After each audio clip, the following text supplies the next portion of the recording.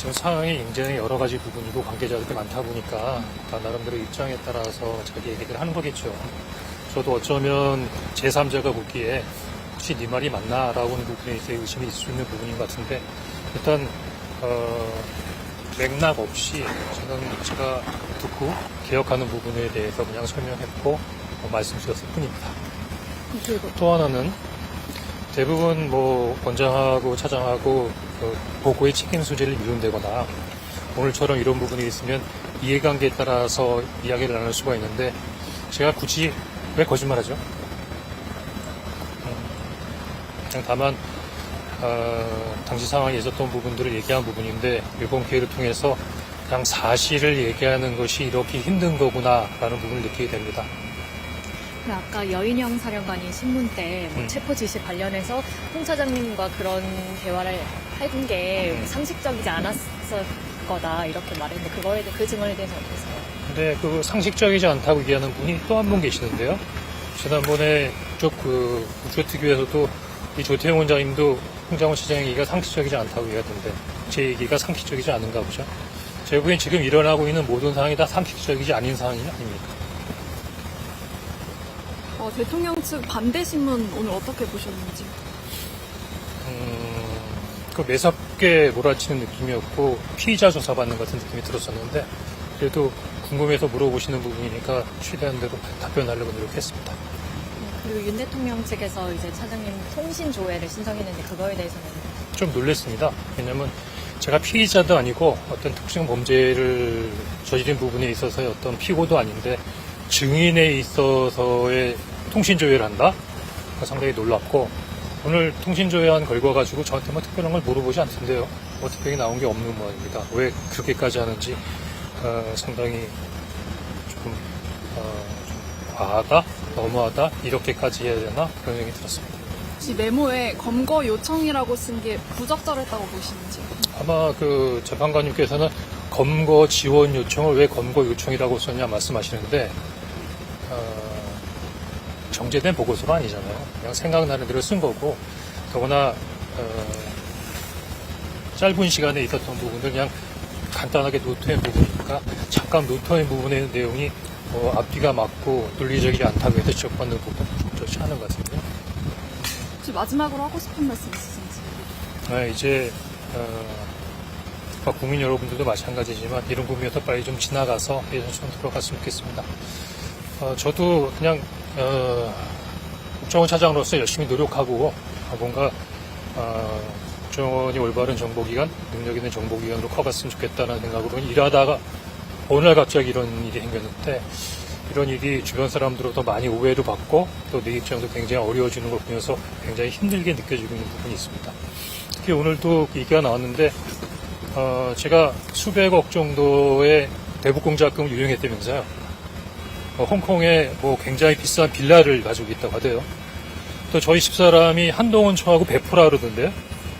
저희 집사람이 미수를 했다고 해서 김건희 여사가 하는 무슨 멤버라 그러는데 제가 웬만한 찌라시에서 나올 때는 좀 이해가 됐는데 최근에서는 주요 언론에서도 또 제가 평소에 즐겨보던 보수 유튜버들까지 그런 얘기를 하니까 상당히 굉장히 어떤 마음의 상처를 많이 느끼고 있습니다.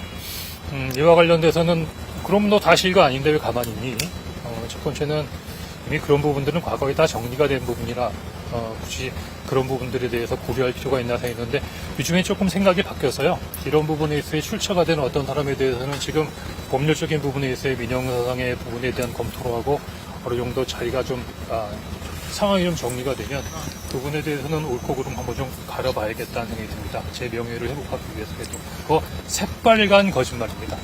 제가 개인이다 보니까 원장님처럼 대변인 수도 없고 누구한테 얘기할 수 있는 부분이 아니었기 때문에 말씀 못 드렸는데 조금 해도 너무하다는 생각이 들고 유튜브에서 자기가 하고 싶은 말을 할 수 있는 부분은 자유지만 세상 어떤 부분이 진실인가 또 상대방의 입장도 제가 만약에 수백억을 떼어먹었으면 아까는 검찰총장한 대통령이 2년 반 동안 두었느냐고 이렇게 얘기했겠지만 국정원의 감사관실 감찰실 없습니까? 더구나 차장되고 특보대 때는 법무부에서 또는 용산에서 다 검증해서 낸 거 아닙니까? 물론 느낍니다. 오늘 이 자리에 제가 안 오기를 바랐겠죠.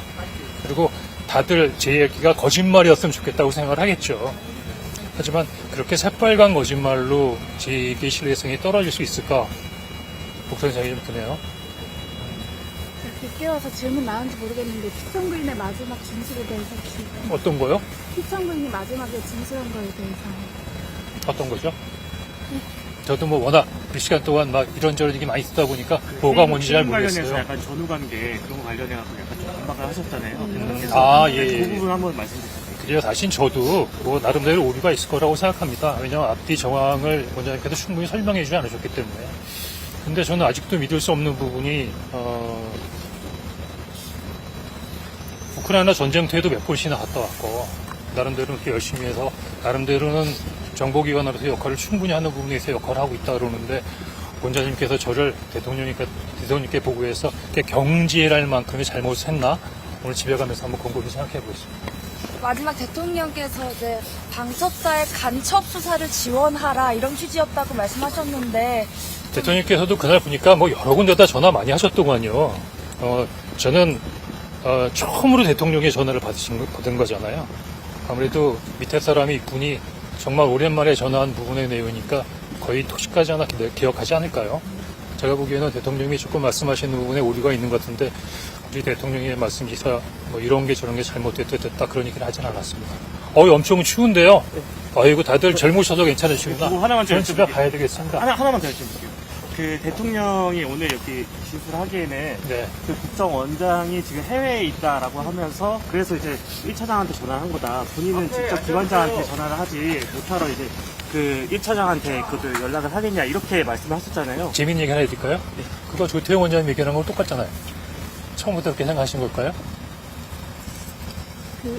그리고 제가 보기에는 한참 비상계엄 관련된 국무회의가 진행 중이고 지금 수방사, 특전사가 막 난리를 치는데 옛날에 해외 한번 나갔다 왔던 일차장한테 격려차 전화가 신다 그 시간에 이상입니다. 이제 그만할까요? 아유 추운데도 고생 많으십니다. 네.